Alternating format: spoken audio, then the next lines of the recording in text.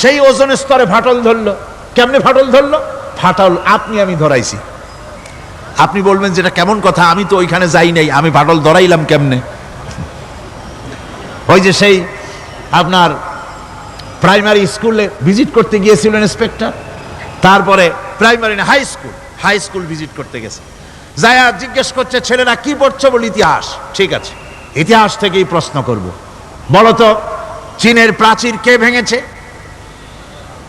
ছেলেরা জবাব দিচ্ছে না। তুমি বলো। কেউ বলছে না। বেঞ্চের কোনা যে ছেলেটি, সে বলছে সর্বনাশ, কেউ যখন স্বীকার করে না, এটা তো আমার মাথায় আসবে।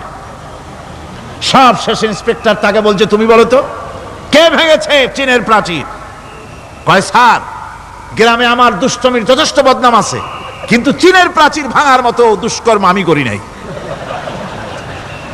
ইন্সপেক্টর খুব রেগে গেলেন, মাস্টারের দিকে তাকালেন, এই বুঝি আপনার ইতিহাস পড়ানো?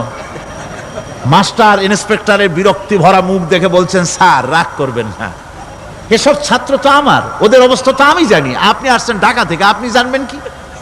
আমি হলপ করে বলতে পারি আমার ক্লাসের কোন ছাত্র চীনের প্রাচীর ভাঙে নাই।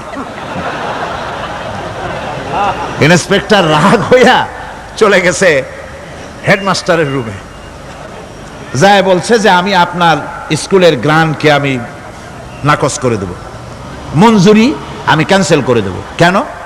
এই অবস্থা। হেডমাস্টার বলছে স্যার রাগ করবেন না, আপনার জন্য কিছু টাকা পয়সাও রাখছি হাদিয়া, বড় একটা চর্বিযুক্ত খাসিও জবাহ করা হয়েছে, পুকুর থেকে রুই মাছ তোলা হয়েছে। তারপরেও আমার ছাত্ররা, টিচাররা বলার পরেও যদি আপনার সন্দেহ হয়ে থাকে যে আমার ছাত্ররাই ভাঙছে, তো ওই আপনি অসন্তুষ্ট হবেন না, রাগ করবেন না স্যার, ওই প্রাচীর ভাঙতে যা খরচ লাগে আমি কিছু খরচ দেবো, তো আপনি রাগ করেন না।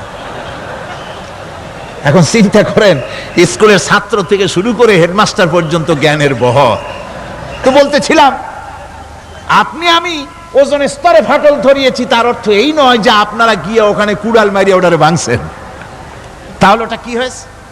কোরআনে কারিমে রব্বুল আলামিন বলেন, ওয়ামা আসাবাকুম মিন মুসিবাতিন ফাবিমা কাসাবাত আইদিকুম ওয়া ইয়াফু আন কাসীর। যত বিপদ তোমাদের উপর আরোপিত হয়, সমস্ত বিপদ তোমাদের দুই হাতের কামাই করা। কে বলছেন? আল্লাহ পাক।